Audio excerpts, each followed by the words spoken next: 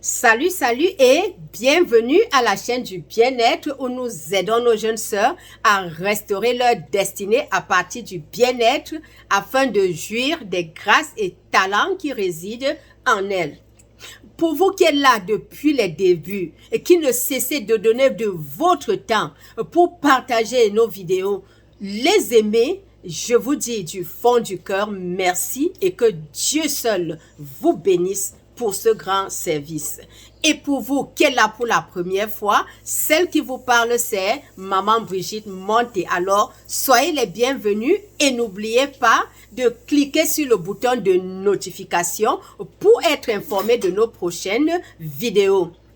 Je vous encourage de faire comme celles qui vous ont invité, partager dans vos différents groupes afin qu'ensemble, nous puissions apporter un plus à la société et transformer nos différentes familles.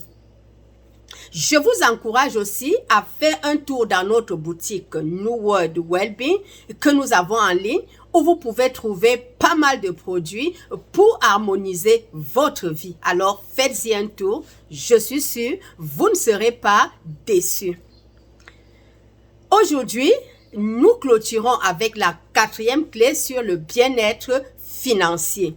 Et cette 4e clé, nous l'avions titrée « Comment aider nos enfants à bâtir et vivre une liberté financière ». Alors, gardez l'écoute.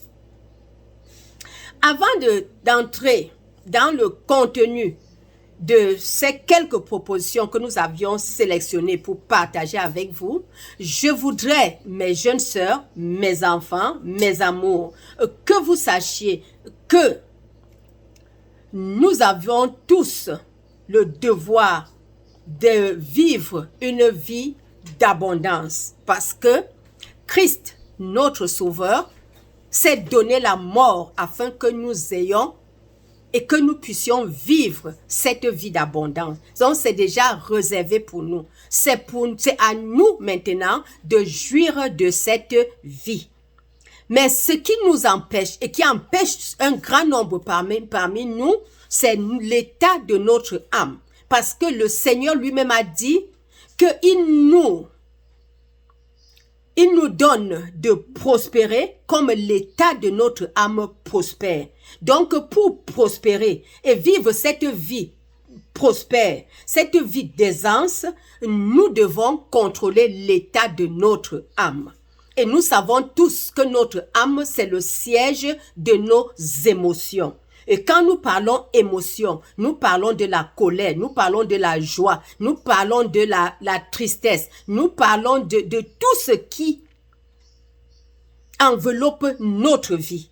Si nous savons déjà contrôler l'état de notre âme et que nous savons rejeter toutes les pensées négatives dont nous avions déjà eu à parler, il n'y a pas de raison que nous ne soyons pas dans cette vie d'abondance pour laquelle Christ a payé le prix.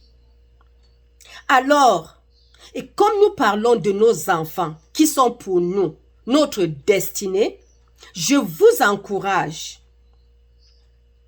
à revoir votre façon de considérer la parole. Parce que comme nous le disons toujours, l'homme ne choisit pas son parent, l'homme ne choisit pas son enfant. Dieu qui a fait de vous les parents de ses enfants, sait que ces enfants doivent être utiles pour vous. Ces enfants doivent vous apporter du bonheur. Parce qu'il dit qu'avant que ta mère ne te conçoive, je te connaissais, j'avais déjà des plans de bonheur pour toi et non de malheur. Alors, n'hypothéquons pas ce bonheur que ces enfants-là nous apportent par l'état de notre âme. Et pour cela, je vous encourage déjà à partager avec ces enfants vos expériences financières, les bonnes et les mauvaises. Ça fait l'école informelle pour ces enfants. Ça va les aider à comprendre les réalités de la vie. Une fois que vous avez déjà partagé ces expériences avec vos enfants, faites-leur comprendre aussi que la vie que nous vivons est bonne et elle est complète quand nous savons l'équilibrer. Parce que, avec ce que nous vivons aujourd'hui, toute cette facilité que les enfants ont maintenant de faire l'argent sur les réseaux et tout ça, ça fait que tout le monde a ce désir ardent de faire de l'argent. Mais si nous ne savons pas canaliser nos enfants, ils risquent de s'égarer. Alors, pour ceux qui sont déjà à un certain âge, j'encourage les parents ou les tuteurs à faire comprendre à ces enfants que la vie est parfaite quand elle est équilibrée. Alors, si quelqu'un se lève et se dit, je dois réussir, je dois faire de l'argent, et dans cette chasse à l'argent, il oublie ses parents, il oublie son épouse pour ceux qui sont mariés, il oublie ses enfants ou bien ses meilleurs amis. Et à la fin de la course, se retrouve avec tout cet argent. Cette personne, je vous assure, ne serait pas épanouie. Cette personne va être quelqu'un de déséquilibré parce que il n'a pas autour de lui tout cela qui lui donne la joie. Et ce n'est pas cette vie que nous voulons. La parole de Dieu même nous dit, l'homme ne vivra pas seulement du pain. L'homme ne vivra pas seulement du pain. Si tu as tout l'argent et rien que l'argent, ça ne te fait pas une bonne vie. Par contre, quelqu'un d'autre peut avoir même seulement 1 million et vivre une vie heureuse, une vie épanouie. Parce que cette personne a su faire la part des choses, sur quelle place donner à la famille, quelle place donner aux amis, quelle place donner aux parents. C'est ça, c'est l'ensemble de tout ça qui fait la bonne vie. Et nous nous rendons compte que certaines personnes qui se sont dit, je dois avoir l'argent, je dois réussir, je dois chercher l'argent, et ont tout abandonné à la poursuite de l'argent, certains même, une fois qu'ils ont acquis tous ces millions, tous ces argents selon le degré qu'ils pensent avoir pour être satisfaits, ont chopé des maladies qui à la fin se retrouvent avec des listes de restrictions où le docteur, le médecin lui dit, pour vivre encore 5 ans sur cette terre, tu ne dois pas manger tel aliment, tu ne dois pas boire telle chose, tu ne dois pas dépasser tel poids. Et tous ces gens se retrouvent malheureux.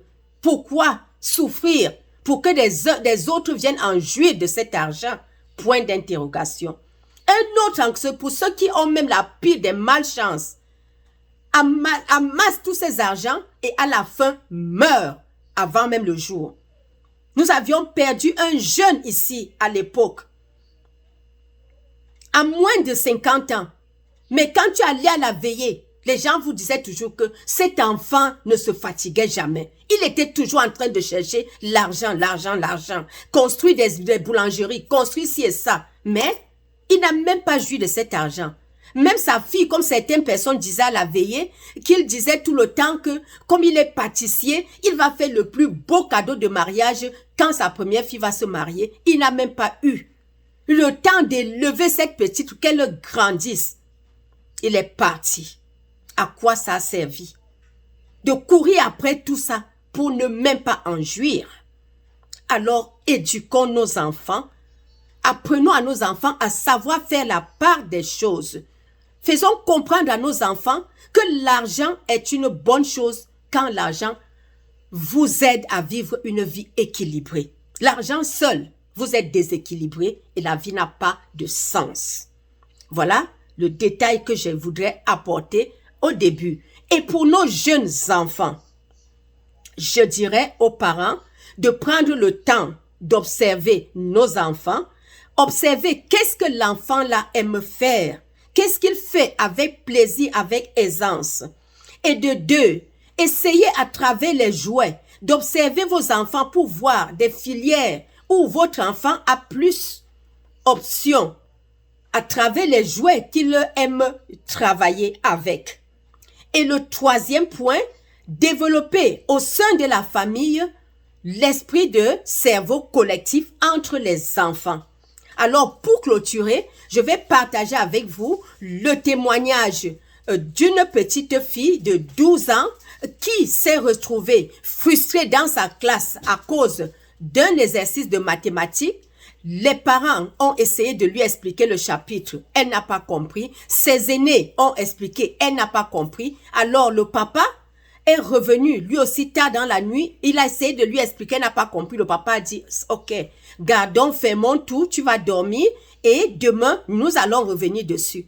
Le papa dit qu'à un moment donné, il a entendu comment sa fille s'est explosée dans la chambre en sanglots en disant « Je suis bête, je ne parviens pas à faire ce que les autres font » et elle pleurait. Le papa a vu l'avenir de son enfant hypothéqué à cause des mathématiques et tous étaient abattus. Mais comme Dieu sait faire ces choses, le papa dit, quelques jours après, la même petite fille l'a approché, lui a dit « Papa, je veux faire le business. » Le papa a dit « Ah bon ?» Elle dit « Oui, papa. » Le papa a dit « Qu'est-ce que tu veux vendre ?» Elle dit qu'elle veut vendre les bijoux des petites filles, les bracelets des petites filles. Le papa lui a dit « Où est-ce que tu vas acheter tout ça ?» Elle lui a dit « Il y a une page sur Internet où on achète toutes ces choses. » Alors, le papa dit « Ok, c'est bon. » La petite donc, sentant que le papa a donné son accord, était déjà un peu contente. Alors, le papa lui a dit, où est-ce que tu vas prendre l'argent pour commencer? Elle lui a dit, j'ai un peu d'argent dans ma caisse. Et je voudrais aussi vendre de la limonade pour augmenter mon capital. La petite qui voyait déjà sa maman qui faisait la limonade, a commencé à mixer. Elle a acheté les citrons avec du sucre, et qu'elle fabriquait de la limonade et elle vendait au quartier et puis dans les chantiers non loin de leur maison, comme le papa l'explique. Et à partir de là, quand elle s'est fait un certain capital, son grand frère qui était bon en mathématiques s'est associé à elle. Son grand frère était comme son financier et avec son grand frère, ils ont fait des calculs et ont commencé à commander les produits. Voilà que la petite fille qui était déjà abattue, pour qui les parents pensaient que son avenir était hypothéqué, à 12 ans, est devenue une importatrice, une femme d'affaires. Alors, je profite de là pour dire aux parents, apprenons à comprendre nos enfants et à les encourager dans ce qu'ils veulent faire. Parce que chacun vient au monde avec un talent bien défini. Que le Saint-Esprit vous accompagne et que la grâce de Dieu soit avec vous. Bon début de semaine. Bye.